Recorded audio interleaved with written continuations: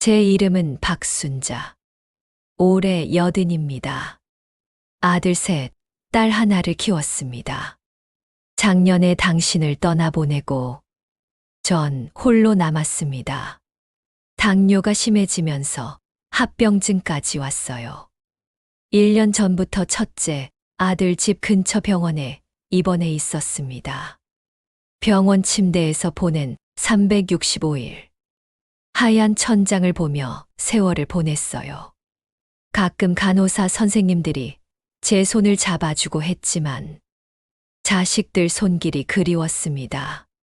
그렇게 1년이 흘렀고 의사 선생님이 이제 퇴원하셔도 된다고 하더군요. 추석을 맞아 아이들이 첫째 집에 모였습니다. 저는 작은 안방에 누워 있었어요. 얇은 문 너머로 아이들이 거실에서 나누는 이야기가 다 들렸습니다. 처음엔 명절 음식 이야기, 추석 선물 이야기를 하더니 갑자기 분위기가 싸늘해졌습니다. 큰아들이 조심스럽게 말문을 열었습니다. 동생에게 이제 어머니 퇴원하시는데 내가 모시고 가는 게 어떻겠냐고 말했어요. 제 가슴이 철렁 내려앉았습니다. 아, 이런 이야기를 하려고 모인 거였구나 싶었습니다. 둘째 아들이 당황한 목소리로 대답했습니다. 자기 집은 투룸이라 방이 2개밖에 없다고. 형네는 방이 3개나 되는데 당연히 형이 모셔야 하는 거 아니냐고 했어요. 목소리에 난처함이 묻어났습니다. 그때 첫째 며느리의 날카로운 목소리가 칼처럼 날아왔습니다. 공간 문제예요? 병원은 우리 집 근처라 제가 매번 오가면서 얼마나 고생했는데요. 자기가 고생했다며 목소리를 높였어요. 고생이라고? 제 가슴 속에서 뭔가가 무너져 내렸습니다. 1년 동안 첫째 며느리가 병원에 온 건 손에 꼽을 정도였어요. 그것도 5분 정도 앉아 있다가 마트 가야 한다. 약속이 있다며 황급히 가버리곤 했죠. 제 손 한 번 제대로 잡아준 적이 없었습니다. 셋째 아들이 참다 못해 끼어들었습니다. 목소리에 분노가 섞여 있었어요. 형수님, 그게 무슨 말씀이세요? 입원할 땐 돈같이 모아놓고 막상 퇴원하니까 둘째 형한테 떠넘기는 거예요. 형수는 어머니 병문안 한 번도 제대로 안 간 거 다 안다고. 고마운 막내 아들. 서울에서 공장 일 하느라 힘들 텐데. 주말마다 새벽 첫차를 타고 와서 제 손을 잡아줬습니다. 병원 복도를 함께 걸으며 이런저런 이야기를 나눴어요. 그 아이의 손길이 얼마나 따뜻했는지 모릅니다. 첫째 며느리가 얼굴이 붉어진 목소리로 쏘아붙였습니다. 도련님은 알지도 못하면서 왜 그래요? 그럼 도련님이 모시고 가서 돌보세요. 원룸에서 혼자 사는 주제에 말끝마다 가시가 돋쳐 있었습니다. 둘째 아들이 깊은 한숨을 쉬며 말했습니다. 알겠어요. 제가 모시겠습니다.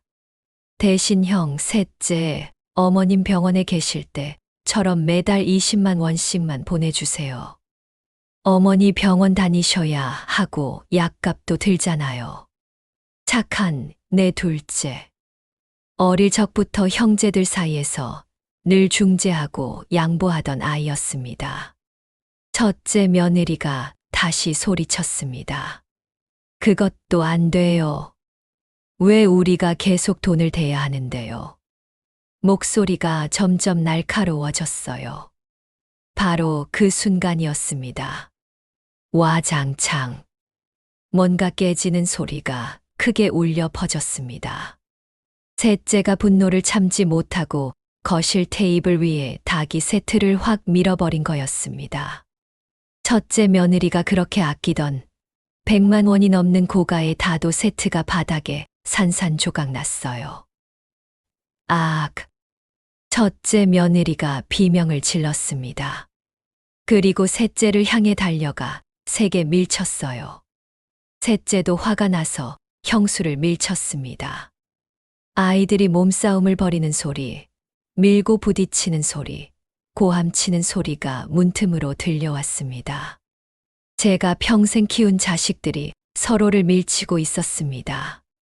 둘째 며느리가 울음 섞인 목소리로 외쳤습니다. 그만하세요, 제발. 알았어요. 우리가 모실게요.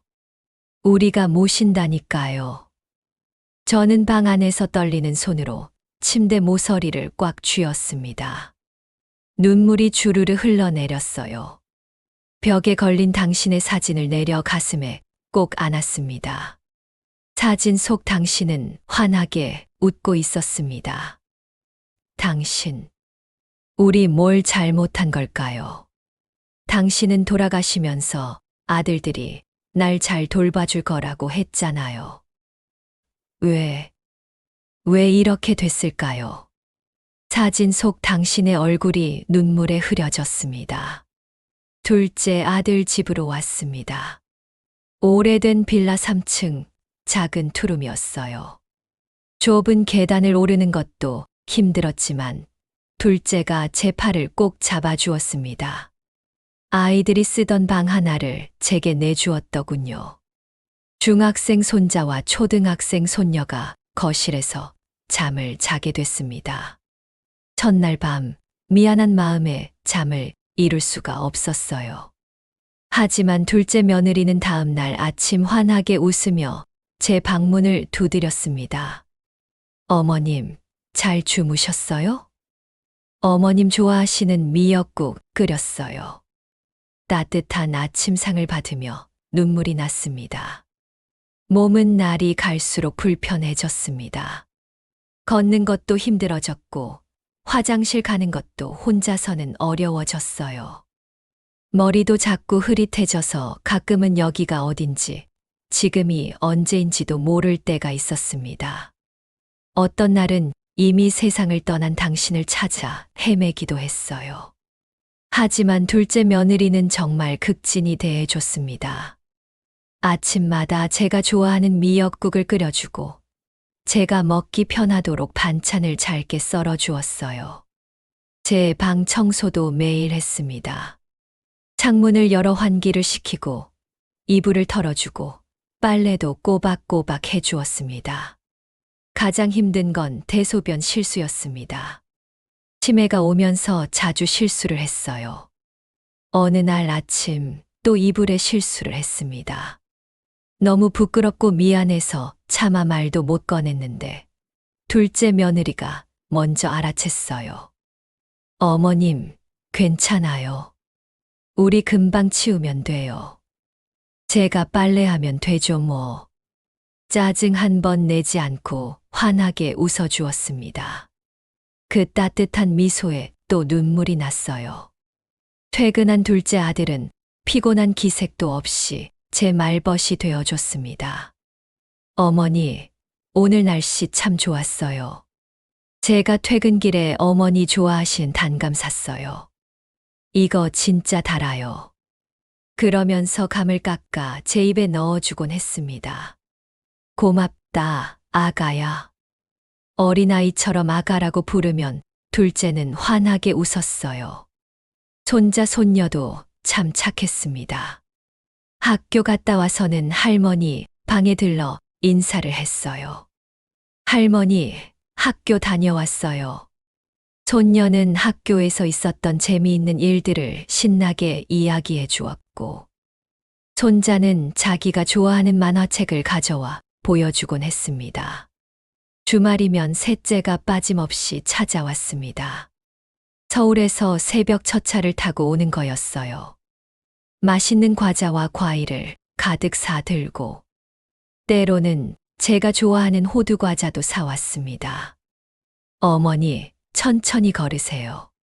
제 팔 꽉 잡으시고요. 동네 공원을 함께 산책하며 이런저런 이야기를 나눴어요. 셋째는 재개 공장에서 있었던 일, 새로 사귄 친구 이야기를 들려주었습니다. 첫째는 1년 동안 단 한 번도 오지 않았습니다. 전화 한 통, 문자 한 줄 없었어요. 명절에도 제 생신에도 연락이 없었습니다. 마치 세상에 없는 사람처럼 저를 지워버린 것 같았어요. 그 1년 동안 저는 많은 것을 생각했습니다. 그리고 결심했습니다. 당신이 남긴 시골 땅이 있었어요. 전라도 시골의 작은 땅이었지만 당신이 평생 모은 돈으로 산 유일한 재산이었습니다. 늙고 아프면 아들들이 돌봐줄 거요. 이 땅을 아들들한테 물려주면 우리 노후도 편안할 거요. 당신은 그렇게 말했었죠. 어느 날 딸에게서 전화가 왔습니다. 그 땅이 최근 도시개발구역으로 지정됐다는 거였어요. 정부에서 보상금으로 12억을 주겠다고 했답니다. 12억.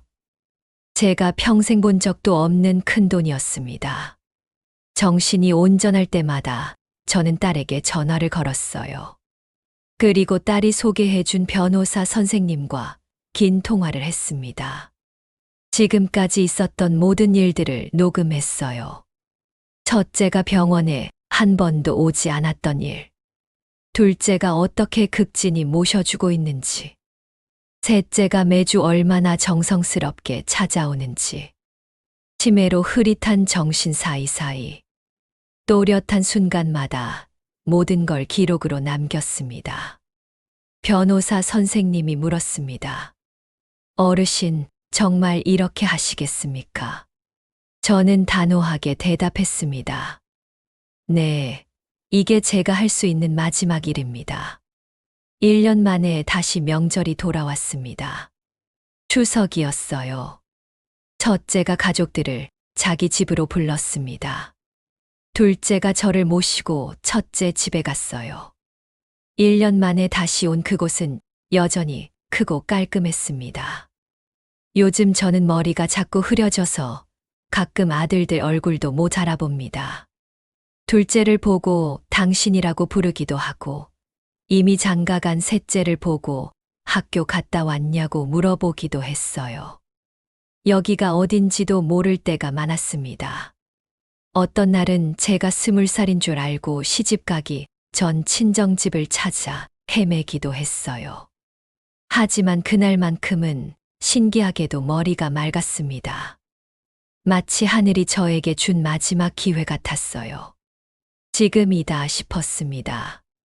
저는 둘째에게 조용히 말했습니다. 큰딸한테 전화 좀 해달라고 부탁했어요. 둘째가 의아한 표정으로 물었지만 저는 그냥 전화 좀 해달라고만 했습니다. 2시간 후 딸이 정장을 입은 중년 남자와 함께 현관문을 열고 들어왔습니다. 변호사 선생님이었어요. 거실에 모여 있던 아이들이 깜짝 놀라 일어났습니다. 첫째와 첫째 며느리가 놀란 표정으로 쳐다봤어요. 저는 의자에서 천천히 일어나 또박또박 말했습니다. 내가 지금 정신이 온전할 때 변호사님 입회하에 내 재산을 상속하고자 합니다. 목소리가 떨리지 않았어요.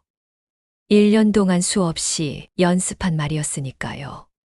첫째와 첫째 며느리가 동시에 소리쳤습니다. 어머니, 무슨 말씀이세요?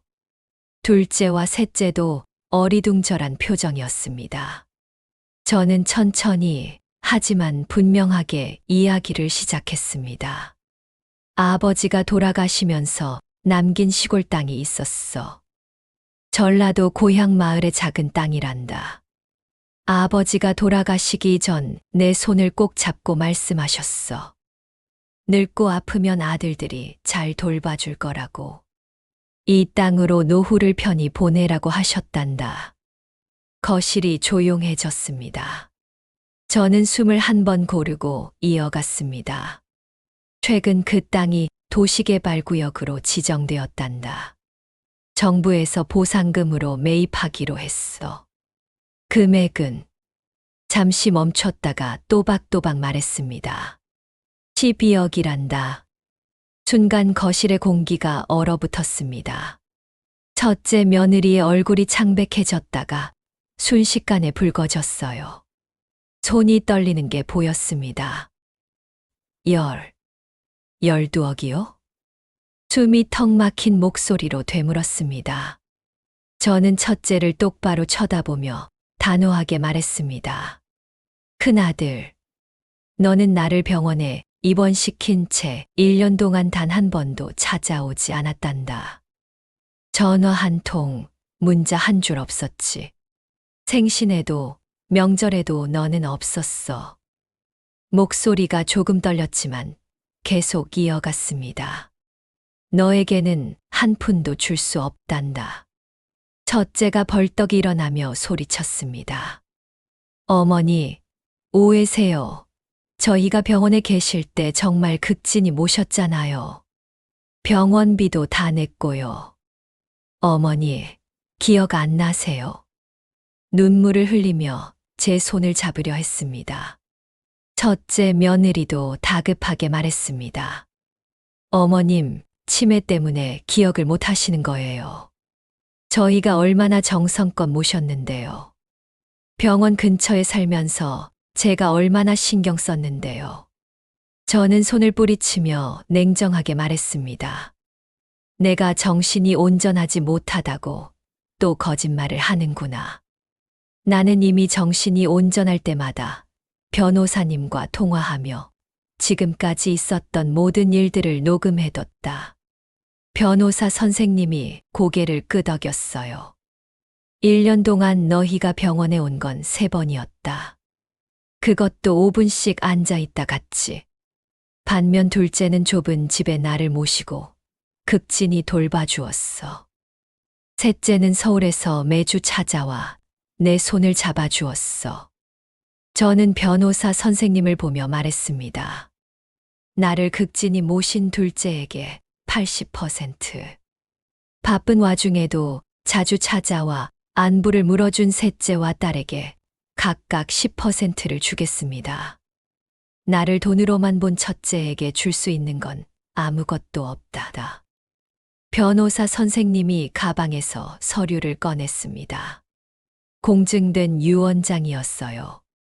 첫째 부부가 무릎을 꿇고 제 앞에서 울부짖었습니다. 어머니, 제발요, 어머니. 하지만 제 마음은 흔들리지 않았습니다. 1년 동안 준비한 일이었습니다. 이미 늦었습니다. 그날 이후 저는 3개월을 더 살았습니다. 봄이 왔고 봄꽃이 피었어요. 둘째가 휠체어에 저를 태워 벚꽃길을 걸었습니다. 어머니, 꽃 참 예쁘죠? 저는 고개를 끄덕였어요. 마지막 봄이 될 거라는 걸 알았습니다. 어느 날 아침 몸이 너무 무거웠습니다. 숨 쉬는 것도 힘들었어요. 둘째가 급히 병원에 데려갔지만 의사 선생님은 고개를 저었습니다. 이제 얼마 남지 않았다고 했어요. 마지막 밤 둘째 집 제 방에서 눈을 감았습니다. 둘째가 제 오른손을, 둘째 며느리가 제 왼손을 잡고 있었어요. 셋째도 급히 달려와 제 머리맡에 앉았습니다. 저는 마지막 힘을 다해 둘째에게 말했습니다.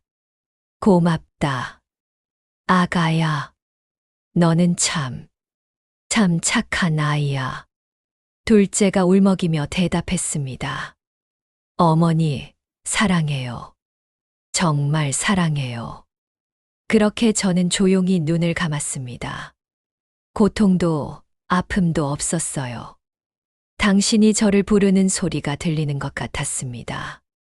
장례식장은 작고 조용했습니다. 큰 영정사진 앞에 향이 피어올랐어요. 삼형제와 딸이 모두 모였습니다. 첫째와 첫째 며느리는 상주석 한쪽 끝에 고개를 숙이고 앉아 있었습니다. 3일장 마지막 날 저녁 아이들이 다 모였습니다. 영정 앞에서 둘째가 먼저 입을 열었어요. 목소리가 떨렸습니다. 형, 나 기억나? 우리 어릴 때 형이 나 업고 개울가에서 놀았잖아. 동네 형들이 나 괴롭히면 형이 먼저 달려와서 날 지켜줬어. 중학교 때 내가 왕따 당할 뻔했을 때도 형이 나 대신 싸워줬잖아. 둘째의 눈에서 눈물이 흘렀습니다. 형도 살기 힘들어서 그랬던 거 나 다 알아. 형수님 친정에 빚도 있고 애들 학원비에 대출 이자에 형도 많이 힘들었던 거 알아. 첫째가 고개를 들었습니다. 눈이 퉁퉁 부어 있었어요. 둘째는 형수를 향해 말을 이었습니다. 형수님, 처음 시집 오셨을 때 기억나요? 얼굴도 예쁘고 마음씨도 고우셨잖아요. 명절 때마다 맛있는 음식 만들어주시고, 조카들한테도 따뜻하게 대해주시고, 목소리가 잠시 멈췄다가 이어졌습니다. 이렇게 우리 어머님과 우리한테 모질게 하신 것도 다 살기 빠듯하고 힘드셔서 그러신 거 압니다. 이젠 어머님 기일이라도 잘 챙겨주세요. 그리고 제 아내한테도 좀 잘해주세요.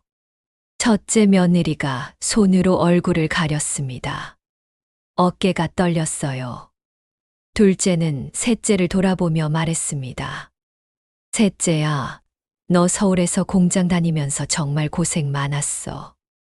주말마다 새벽 첫차 타고 와서 어머니 모시고 산책하고. 이제 내 인생도 살아야지. 이 돈으로 기반 좀 마련해서 좋은 사람 만나 결혼도 하고 아이도 낳고 해. 그리고 딸을 향해 말했습니다.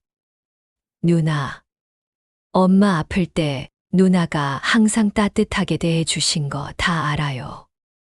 우리 어렸을 때 엄마 아빠에 가시면 누나가 밥 해주고 빨래 해주고 동생들 숙제도 봐주고 나한테 누나는 엄마 같았어요.